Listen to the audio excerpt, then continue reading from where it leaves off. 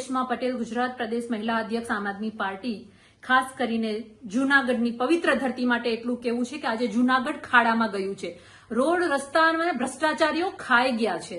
નવી ગ્રાન્ટો આવે છે પણ મહાનગરપાલિકા ચાવ કરી જાય છે. અને ત્યારે મૂંઝવણની વાત એ છે કે જૂનાગઢના ધારાસભ્ય માત્ર ને માત્ર પત્રો લખીને કાર્યકર્તાઓ પાસેથી ડેટા માંગી રહ્યા છે. શરમ આવી જોઈએ તંત્રને કે મહાનગરપાલિકા તમારા ભાજપની છે, ધારાસભ્ય ભાજપના છે, સત્તા ભાજપની છે, ડબલ એન્જિનની સરકાર છે, તો આવી દુર્દશા તમે મહાનગરપાલિકાની કરી છે, એ પણ સંતો અને મહંતોની પવિત્ર ભૂમિની. મારે એટલું જ કહેવાનું છે કે તાત્કાલિક ધોરણે જૂનાગઢના રોડ રસ્તા અને જે પ્રજાને હેરાનગતિ ભોગવવી પડે છે એ ન ભોગવવી પડે એટલા માટે સમારકામ કરીને સરખા બનાવો અને વારે તોડવાનું બંધ કરો. નહીતર આગામી દિવસોમાં આમ આદમી પાર્ટી મહાનગરપાલિકાના દરવાજા પર આવી અને આંદોલન કરશે.